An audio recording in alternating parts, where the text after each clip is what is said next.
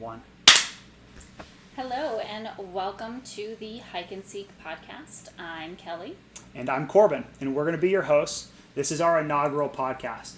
So today we are going to introduce ourselves individually, kind of tell you how we got into hiking and camping, and then we're going to go over how the two of us came to know one another, and then talk about our first trip together, which was Big Bear and climbing or hiking San Gorgonio. Yep. So follow us on Instagram at Hike and Seek Pod, where you can see videos, pictures of all of our adventures and some tips and tricks and gear lists. So we'll kick it off with some introductions about who we are exactly. Yeah. So again, my name is Corbin, and I probably got into hiking maybe a year and a half, almost 2 years ago at this point. Essentially, in 2023, my grandfather passed away, and I didn't have a vehicle at the time, and so I inherited a Jeep, and I was able to bike to work, and so I was like, what am I going to do with this Jeep? And I thought, I'm living in LA, and there's all of this really cool nature stuff around me, and I don't have a means to get there. So what if I turn this Jeep into a hiking and camping vehicle? Nature in LA. That's exactly right, nature in LA. But, you've got the Angeles National Forest, you've got San Bernardino National Forest, True. You've got all of these mountains kind of surrounding Southern California. Everything, you got to go through traffic and whatnot, which is kind of why I moved later on in this story. But it's all right there. I didn't have a way to access it. And my personality type is very much like, if I'm going to do something, I need to financially commit and go all in, or else it's just going to be kind of half-assed. Yeah. So I bought a rooftop tent and stuck that on top of the Jeep. I drove it out from Denver, and that's really when I kind of started. And so I had been, I'd gone on hikes. I hadn't really gone camping, but I had gone on hikes, but nothing really structured, nothing really hard up until that point. And that really allowed me to get out and explore, start hitting some of the national parks and just different campgrounds on recreation.gov, and trying to spend, my weekends out in the wild. Cool. Yeah. I guess it's me. Go for it. So I've lived in Arizona for, I think, going on 12 years. And before that, I don't think I've ever gone hiking or camping. So my outdoorness kind of started little by little as I moved here, after I moved here, and the common Arizona hikes, an occasional harder hike. I didn't go camping for the first time until I think COVID, when I got my first tent. And so from there, I think COVID really took off my outdoorsiness, I'll say, into planning more strategic trips, itineraries of places I wanted to go, where I could drive, where I had to fly. And so I think it started more so where I could drive accessibly, planning those trips. And I think all of that kind of developed into me getting more comfortable outdoors, especially by myself. So camping several days at a time by myself, flying to places, packing my suitcases up with all of my camping gear. As of right now, I think I'm at 34 of 63 national parks that I've gone to, and Soon to be 35, right? soon to be 35, and then 36. Yeah, 36 we've got scheduled. So I'm heading to Glacier in a few days for my birthday trip to celebrate, my mid-30s, I guess. And then we're heading back home to Michigan and Ohio to see some friends, and we're going to hit Cuyahoga. We're both Michiganders. Yeah. So that part will come. Yeah, we're both Michiganders, but we're going to take a little side quest. Yeah, to Ohio to knock out that national park. Yeah. I don't know off the top of my head how many national parks that I have been to. I feel like it's like 17. Yeah, I was going to say 18, but somewhere in there. Not as many as Kelly, but A little bit of a later start. A little bit of a later start. Up quick. Yeah, and some of them were pretty haphazard national park visits in my younger days with my parents and that sort of thing. So I'm a personal trainer by trade. I spent a lot of time in collegiate and high school strength and conditioning early in my career, and then now I work as a personal trainer and online coach. So for me, hiking is definitely a part of being physically active, and my training has really shifted from athletics to preparing for some of these bigger hikes like the one we're going to talk about today, San Gorgonio, as well as just aesthetically. Yeah. And I am in the IT staffing business, is what I like to call it. A lot of people think of that as a recruiter, but which I have been a recruiter in a very short period of my life. But mainly, I would consider myself a program manager in managing like contract workers in the IT field, is what I like to use as a simplistic. So for both of us, we have day jobs. Yeah. This hiking and now podcasting is really kind of a side gig. Weekend. Hiking, yeah, weekend warriors as far as hiking goes, and then, just hiking is for pleasure, and we'll see what happens with the podcast. Yeah. We've strategically been able to plan a lot of the things we've already accomplished with either taking advantage of holidays or a long weekend, and obviously using whatever PTO that we do have with our jobs. So it takes a lot of planning. It looks like, if you were to look at our pages online, that we're always out doing something, which we kind of are, but everything comes with a cost. So we fit a lot into a very short period of time. We both also live in places where it's pretty easy to get out on a weekend without too much planning if we wanted to stay close by. I live in the Coachella Valley, so I've got Joshua Tree, Idlewild, they're both within an hour. If I go 2 hours, I can get back to San Diego, LA, I can get up into the Angeles National Forest, I can get to Big Bear. And then if we go even just a little bit further, then I'd get access to Sequoia National Forest and some of those parks up there. And then you being here in Phoenix. Yeah. So I guess that is just to clarify that. So we're actually long distance. Yep. Mm-hmm. So as I mentioned earlier, I'm in Phoenix, Arizona, and Coachella Valley. We are about 4 hours on the dot, door to door from each other. So it's really, it's long distance, but it's not that long. It's not a flight. So. Okay. Well. You say that part. Oh, so how did these two hikers meet from different valleys from the same state? And I guess no, that doesn't make sense. Oh, you're in it now. Grew up from the same state. We'll cut that. Yeah. Just take it from the top. So how did two hikers from different valleys end up on the same trail? So we both are avid listeners of another outdoors podcast called Locations Unknown. The premise of that podcast is essentially they cover stories of people who've gone missing and have yet to be found. So it's a very unsatisfying podcast, but we both listen pretty much every single episode, have probably listened to every one of their episodes. And I was scrolling through my Instagram stories one day, and I follow them on Instagram, and they had reshared one of Kelly's posts that she had tagged them in. And I thought, oh, wow, this girl is outdoorsy. At this point in time, I was new to the Coachella Valley. And I knew that I was closer to Phoenix than I had been when I was living in LA. And so I followed her. And from there, I'll let Kelly take over the rest of that story.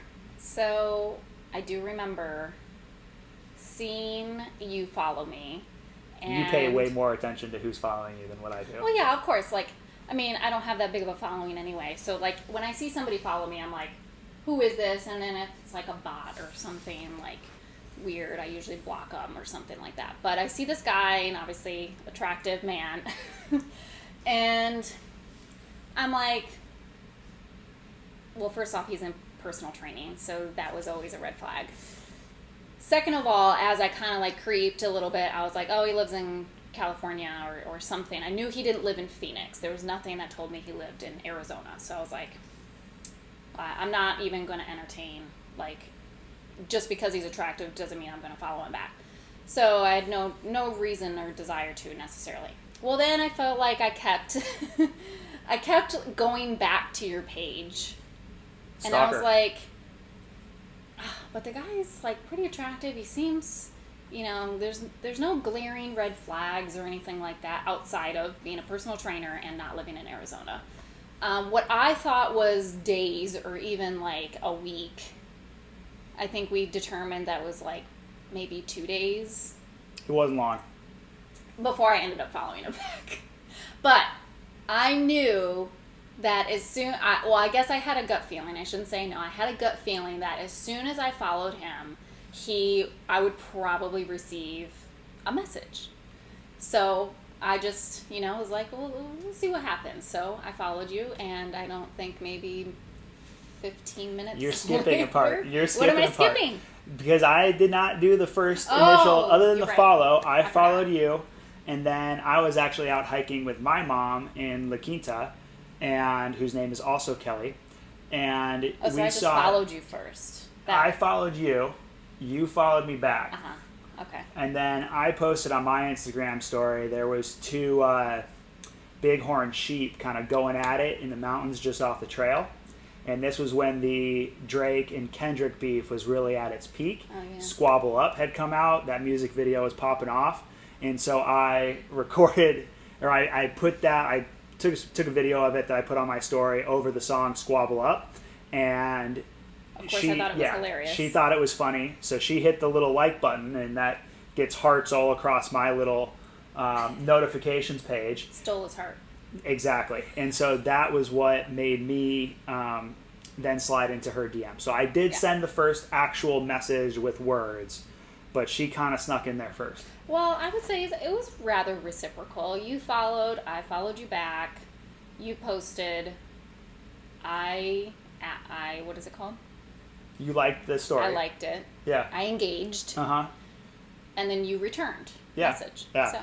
So then I was like, hey, you ever, go overlanding or go camping? No, you in said, the do I Coachella- ever come You ever to- drive through Coachella Valley? And you were like, nope, absolutely not. So should you know me or as you get to know me, I was like, in my tone of voice or my thought, I was like, no, I don't drive through Coachella Valley. It's a pretty stupid question. Nobody just drives through the Coachella Valley for I was fun. like, in the past I have, sure, when I've gone to Southern California, but no, I just don't like bop through Coachella Valley. So. And from there, the rest is history. We've been seeing each other and dating ever since. Yeah. So, pretty much. yeah. So. Oh, wait, we have to say. So, as we were chit-chatting, I kept looking at his videos because I'm like, just trying to get a perception of what this person sounds like, what is their personality, whatever you can obtain through social media. And I heard like this hint of a Midwestern accent. And so I just happened to, in our conversation, was like, After she turned down Coachella Valley. oh, yes, yeah. I said, are you by chance, like, you're not, like, are you, what did I say? Like, you're not from California, or are you from California, or where I are think you you originally just straight from? up asked if I was from Michigan. I don't think I did, because I was like, I hear a Midwestern accent, and you said, Okay. you're right. Yeah. Something like, you're right, I'm from Michigan, and I'm like, no way, me too. Well, obviously he saw that on my profile, but I was like, is that why you followed me? And then it turns out that his parents and my mom live 12 minutes down the road from each other. Small world. Very small world. So, had to put that in there. So then we chatted on Instagram back and forth a little bit, ended up exchanging numbers. And then Planning trips already? Or planning ideas? ideas? Ideas and stuff like that. Oh, And wait, then- you invited me to Whitney. Yeah, so at this point, I had gotten permits to hike Mount Whitney on, I think it was May 23rd. It was either May 23rd It or was May like the 28th. 15th. It was over Mother's Day. But I was training. Yeah, all my weekends were spent getting mileage in at altitude with, trying to hit certain elevation points or elevation gain on all of these hikes. So I didn't really have a weekend where I could just drive out to Phoenix where it's harder to get to altitude and there's definitely not going to be any snow that time of year. And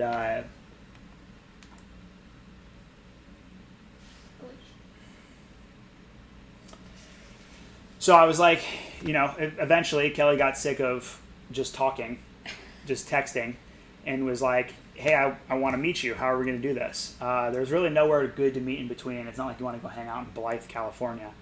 And so she offered to come out, and I said, okay, well, here are my planned hikes. I have San Gorgonio, which is about a 20-mile hike with 4,000 to 5,000 feet of elevation, and there's going to be snow involved. Or I've got Cactus to Clouds, which is, again, definitely an all-day hike. I want to say it's probably a 20-miler, but it might be slightly shorter than that. It might be closer to 15. But that's got 10,000 feet of elevation gain. And so she opted for San Gorgonio, which also Well, first I tried to convince him to come out to Arizona, but then I was like... Yeah, but like I said, I can't do that. Well, yeah, remember we were talking about it, though, but I was like, no, that was the second trip, though. Well, let's rewind just a second. He said that if we didn't make plans between whatever time frame it was up until Whitney, then we probably wouldn't ever have met until after you did Whitney, which would have been like... Yeah, I definitely said that. Late May, June. Yeah. And I was like, I'm not going to talk to this guy until June. Uh-huh. Like, what if I don't like him? Yeah. So, yeah. But Yep. anyway, I couldn't do Whitney. I had a work conference. So we were talking about what could work. And then I was like, well, I don't want to disrupt your training schedule. So that's when I opted for what I thought was the best option to attempt. And so essentially what this included was her driving out to me, which I think you came out on a Saturday or a Sunday. Yep, Saturday. So you drove out on a Saturday, got there after I finished up work, and you just kind of hung out around my place on Sunday while I was at work. Mm-hmm. And then probably the same thing on Monday, too. I think I worked that day. Yeah, you would have worked on Monday from my place because your job is remote. And then from there, we drove 2 hours up to a campground near Big Bear. Can't remember the name of it right now. But we camped there on Monday night. So we got in probably right around kind of sunset time. Unpacked. We cooked chicken noodle soup that night. I took care of dinner for the most part. You took care of the fire. We had some s'mores. I showed him my fire-making skills. Big fire-making skills over here. And then just kind of prepped to wake up the next day. And, I think we were on the trail on Tuesday morning by 7 a.m. Yeah. Yeah. Pretty early. And so it was a little bit of a drive from the campground to the trailhead. And we took the, Vivian Trail, I think it's called. Yeah. Up, and there was some snow up there, so we both had micro spikes, and it was kind of really awful hiking. It took a lot of dirt to snow to dirt to snow, which is terrible on your micro spikes, slogging. Yeah, slogging. Is that what it's called? The whole thing is a slog. It's there was that section of, so now we're getting into this first trip recap. So, good, look at that. In my notes, I have the campground name. Oh, there you go. So we stayed at Barton Flats Campground, really nice campground, really nice host. And we stayed there both nights, so we ended up coming back there Tuesday night as well. Let's, do you remember trip details or like the hike details, or you want me to go over them? Oh gosh, no. Okay. Like the elevation or mileage? Yeah. Okay. Because I didn't. Yeah, you did very little planning.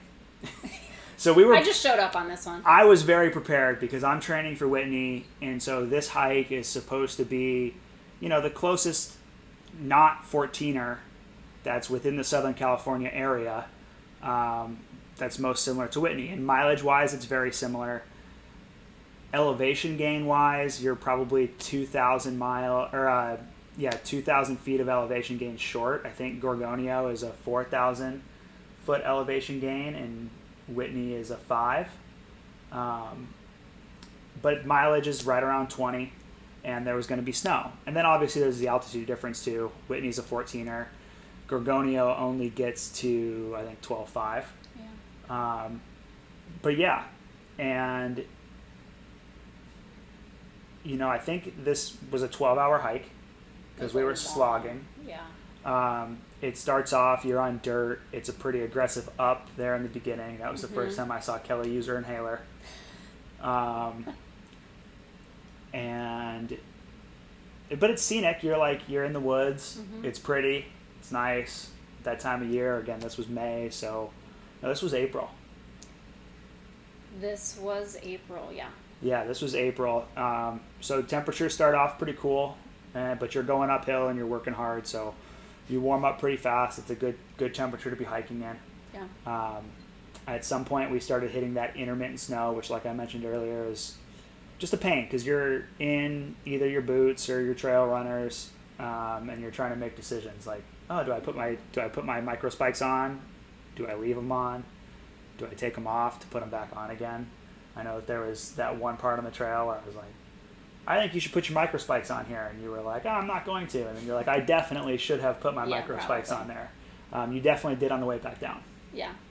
Well, I had them on, I think, when we did that big slog up that snow chute. Mm-hmm. Well, yeah. So that was probably like one of the more notable parts of that trail. Yeah. You can go to my page and see me climbing up that part. So. And then on the way down, he was like falling down. So Whitney, right, is obviously in May at 14,000 feet. There's still snow.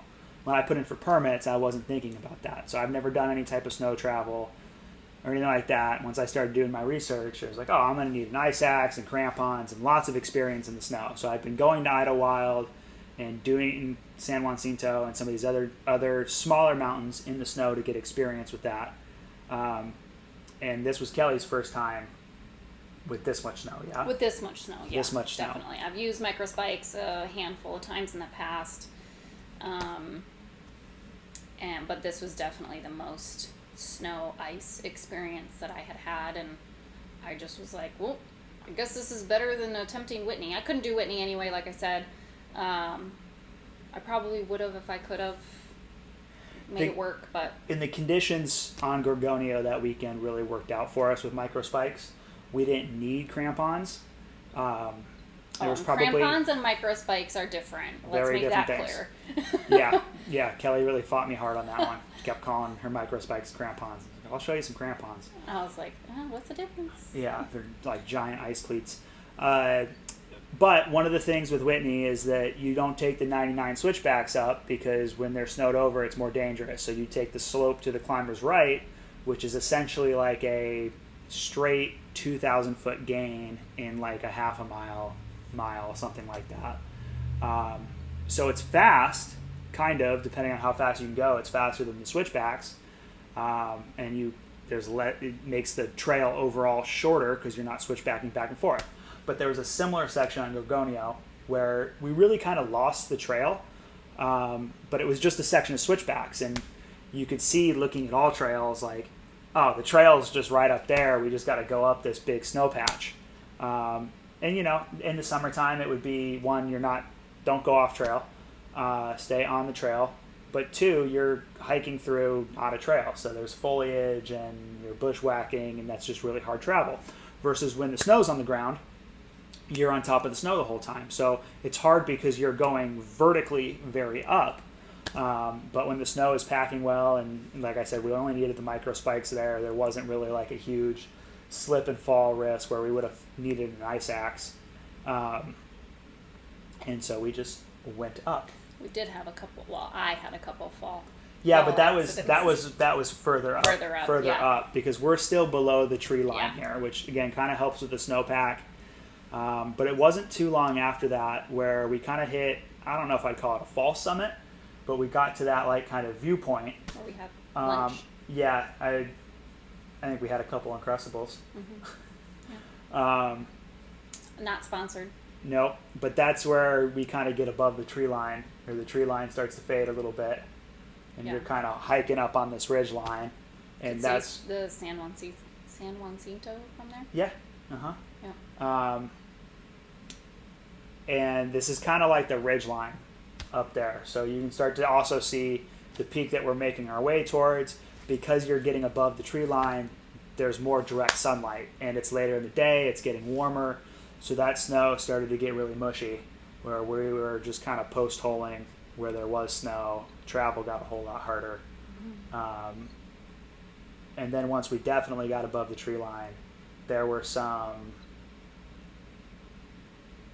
it's a single track trail, and you definitely like look off to the side and you're like, oh, if I were to slip right now, it's just kind of made me wish I had had my ice axe on that trip. Yeah, I think that's where I started experiencing my tiredness, is when we got up there. I think just the amount of effort that it took to climb up those snow patches, you're using so much more energy. It wasn't necessarily the elevation, but the amount of energy you exert climbing that up and, hoisting yourself. I had caught my lace once on my boot hook. Just once? Well, I think it was my lace, the first time. And thank God that there were like these little bushes on the side, at one point beside. I was able to kind of save myself there. But then the second time, my crampon got caught in my boot hook. This is very common for me and these boots. Even though I love the boots, this is like their downfall. Is like, well, it's also how I walk. But I have my feet way too close together, so the lace from the other shoe gets hooked on the hook of my other shoe. In this case, I ended up falling, and I think it was just kind of like my sign to be like, you're tired. Your legs are tired, your feet are tired, your body's tired. After I fell, I actually fell at that point into the bush and kind of down. No a safe injury. spot to fall. Yeah, thank God. No injury. Snowy, a little rocky. I got up and I kind of did get a little nausea. Mm-hmm. So I was like, I think this has to be like, I started walking. I think I took a couple steps and I was like, nope, I think I just got to sit down and relax. We were like, what was it, 400 or 500 feet from the top? You're talking altitude or elevation No, from gain? the peak. You're talking mileage? Yeah, I think you. I think it was like a half mile or something like that. Yeah, it wasn't long, but I was like, I don't feel well. Yeah. So, Corbin, of course, doing proper 10 trail out of 10, etiquette. yeah. Did not want to leave me, especially it being our first hike together. Well, second hike, but first big hike. So, but I pushed him. Yeah, I pushed him to go to the peak. It was only a half mile, like you said, a couple hundred. I was like, I'm going to stay put right here, sitting on a rock. I'm going to eat my candy and look at the rocks and find some cool rocks while he's up there. So, how long do you think it took me to get to the summit and back? Oh my God, it felt like forever. Yeah, I mean, it was definitely like 45 minutes. Like it wasn't super quick. You're still traveling through the snow. You're still going up. I do know that pretty much everybody that I crossed with, because some people got up there before we did that day, I was like, hey, you going down, make sure you check on this girl sitting down there by herself. And so hopefully they checked in with you, made sure everything was okay. I saw all the people. I also asked in return, like, hey, did the guy make it up there who's hiking alone? Yeah. And I took some quick pictures from the top. Again, you can see them on my personal Instagram, and maybe we'll end up putting them on the Hike and Seek Pod Instagram. But then I quickly tried to turn around and make it back down towards Kelly, and then we started to make our way back down. You were feeling much better by the time I got back to you. But I really think that was just like, we took a risk knowing that you hadn't spent a ton of time at altitude. Well, the altitude, I don't necessarily think it was probably the altitude. Yeah, I mean, I used a lot of it. Yeah. I exerted a lot of energy. Sure. That I don't think I had done in a long time. Mm-hmm. And it's a big hike, and we were definitely underfed. And the altitude just kind of magnifies all that. Right. Versus me, like, I had some consistent camping around 6,000 to 8,000 feet before then, and I had spent a couple weekends hiking up to 10,000 feet. But I think that was probably the longest hike I've ever hiked too. Yeah, like 20 definitely. miles. It was big. Like, well, I mean, if you did 20, I probably did 19. I think mine did say 19. I do remember that. Like, that's the longest I've ever been on my feet hiking up. Yeah. And so, I mean, that's a lot. Yeah. Going back down, I mean, that section that we climbed up that was off trail, we kind of scooted our way down. Yeah. Which was kind of fun. But that's good because that was the training I needed to get down that slope on Whitney, so glissade down a little bit safely, but figure out some of that snow travel. And the way down just kind of felt like it took forever. It did take forever. Yeah. Oh, and then... Right as the trail was wrapping up. Yep. Yeah, you remember? Go for it. So you cross a little wash and then you're on the trail to the parking lot.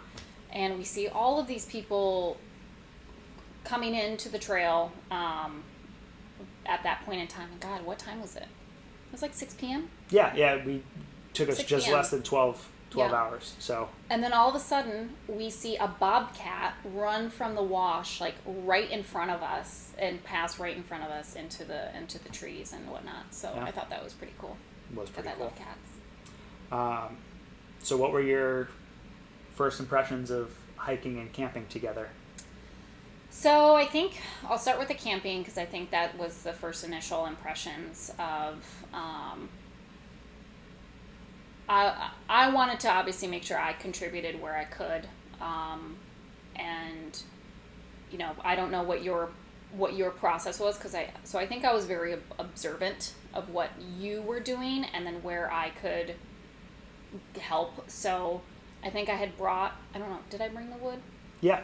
So I was like, okay, well, while he sets up his tent, gets all of the things out of the car. I started the fire, and kind of, I think, started to unpack like the chairs and whatever that I could, that I knew how, and get out some of those things. So I think my first impressions of the camping aspect was, I mean, pretty teamwork. Yeah, teamwork is definitely how I'd sum. Without having to like. I mean, sure, I asked, like, what... I mean, you didn't even really have to. Like, there was never a point of, like, oh, this person is just sitting here watching me do stuff. All the way from, when we got there, it was like, hey, I'm going to handle the food. You were like, okay, I got the fire. Got that stuff going. I set up the tent and whatnot because that's mine, but you were still, like, gathering sticks. I think at one point you were helping me chop vegetables and stuff like that. So anything that I asked you to do, you handled it. If I wasn't asking you to do something, opening a can of beer. Yep, you jumped onto something else, and then even like the next morning, it was like, okay. Oh yeah. Pack up. We got to pack everything up because we got to drive to the trailhead, and like we still ate decent breakfast, and so there was like. It was raining too, wasn't it? I don't think so. Was that not when it was sprinkling? No. But that can be like, I didn't have to like beg you to get up and get out of the tent and get started. You were excited to hike. Oh yeah, that's a big thing. Is we were on the same schedule, same idea of we need to get up. Start. We need to get up early. Yeah. And it was like, okay, alarms off. Of course, you would lay there for a hot second, and then up we go, and immediately starting like. I think you made breakfast, and I started packing up the tent. Yeah. So that way we could eat breakfast, pack up the foodstuffs, and hit the road to get to the trailhead. Yeah. Coffee on the way? Yeah. Or we made coffee at the I think we made trailhead? Yeah. I don't think we made it at the trailhead. I think we made it at camp, and then because I know I still had mine on the trail. And then for a 12-hour hike, we pretty much talked and got to know each other the whole time. Yeah. Yeah. And it was like, it relieved a lot of like the pressure. I don't think I necessarily went into going to California and doing this. I don't recommend going and meeting strangers and immediately going camping with them, or having a very immersive experience. Yeah, we called it an immersive experience. But so I certainly don't recommend it. However, it did work out in this situation. Yeah. But I think it took a lot of pressure off of just, I'm evaluating this person for a relationship rather than like sure, I find him attractive, but I'm like not putting that kind of weight on this interaction. We just were having, as you would go hike with anybody, you get to know somebody as you're hiking and talk about things. And so I think it took a lot of that kind of pressure off. Really liked that, even though it was a hard hike for both of us, you didn't complain. Everything was positive. If you needed to stop, you told me you needed to stop, but it wasn't like, oh, this sucks. Why are you making me do this? Sometimes it was hard though when I couldn't breathe. I'm like, yeah, okay, I had to stop. Yeah, but it's always way better when the person that you're with isn't just bitching the whole time. Yeah. Or leaving you. Yeah, totally. And so those were aspects that I liked. I liked that you pushed me to keep going, even though you were like, I'm probably done here. Yeah. And it killed me. Yeah. I don't think I had ever not finished a hike that I can recall. But it was still probably your longest hike ever. Yes. Yeah. Yeah. So then we made it back to camp. I think we had leftovers for dinner, which at that point the chicken noodle soup was like a chicken noodle casserole. Yeah. Had a fire, had some s'mores, and we were both pretty exhausted. So I think we knocked out after that. I do think did that campground have a shower? Was that the one that had a shower? Yeah, I think it was. That was really nice because we got to shower off after the hike, even though it was freezing. But then put warm clothes on and you're clean for camping. Yeah. And you get to the fire and you're good to go. So we stayed another night at that same campground, Barton Flats, and then the next day we kind of had a lazy morning and got up and drove into Big Bear and tried to get some tattoos. What day was that? It was like a Wednesday. Wednesday. Yeah. So and little mountain town. Mountain town, but shoulder it wasn't season, not ski season, not the summer. So a lot of places were closed or they weren't opening until a lot later in the day, and we tried to go to several. This brewery that said they were open, but then they weren't open. Doors unlocked. We walked in, tried to get a table. They're having a little meeting or something. Yeah. Can we help you? Are you open? The door says it's unlocked, and I think the hours on the outside even said that they were open. Yeah. So, I mean, it was fun. We bopped around, went into a couple shops that were open, and then... Yeah, you spotted a tattoo shop. We saw a guy out there, and I don't know, did we talk anything about it before then, or was that kind of the initial? I think that was the initial, kind of said in jest, we should get tattoos. We should get matching tattoos. And I was like, I'm not going to... Yeah, I was like, I'm not going to back down here. Do it. Yeah. Mind you, he had no tattoos. Virgin tattooer. Yeah, 0. And I only have one at the time. But it was like, okay, let's see the artist how much commitment you got here. Yeah, artist was bumming around outside. We went to grab food and a drink, and or we were walking around town, hitting the gift shops, whatever. When we came back, he had gone. Shop was locked up, so we kind of bummed around, waiting to see if he'd come back. Probably sat there another beer. Sat there for an hour or two, and he never came back. And so we actually ended up finding another tattoo shop. Yeah. That said it was open on Google and was also closed. So we just kind of aborted the mission at that point and headed back down. Wasn't meant to be. Yep, wasn't meant to be. And headed back down, but to be continued on the old tattoo. To be continued.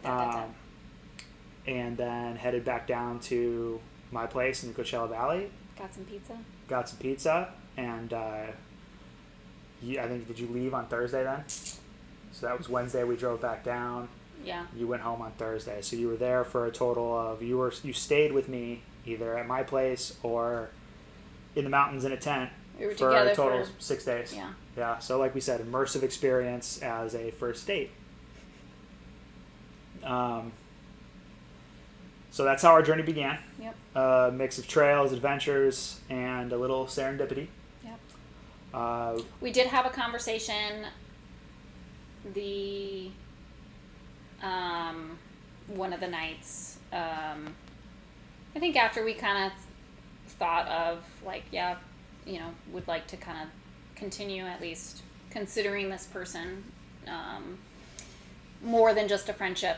And we did have, I think that's something I also take away from the entire experience was I was at a point where I was done, wasting my time, not asking the questions for being afraid to, that were important to me as a, mid-30s woman. And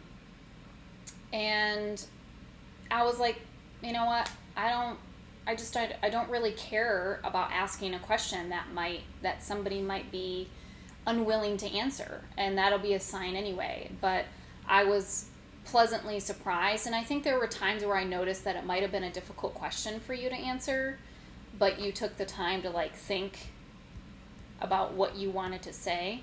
Like, he was never afraid to answer a question.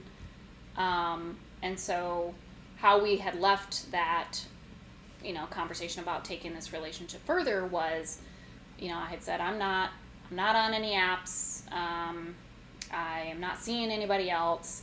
I'd be interested in continuing this. And yeah. So, yeah. And that's I got off the apps after that first trip. And we set kind of a plan that ended up changing for our second date, our second immersive experience, which we'll talk about on a later pod. But yeah, for work, I've interviewed other coaches to hire them, and whether it's a first interview or a second interview or a first date or a second date, when you're just like spending such a limited amount of time with this person, that person can be whoever you want them to be, right? But you go on a 12-hour hike and you spend 6 days with that person, Camp. 2 of which are out, at a developed campground, but in the wilderness. Like, it's hard to fake something for that long. And it's also like, it's really stressful situations, whether you know it or not. Like, even car camping at a developed campground is a stressful situation, especially with a stranger who you don't have like a system that's already built together. Yeah.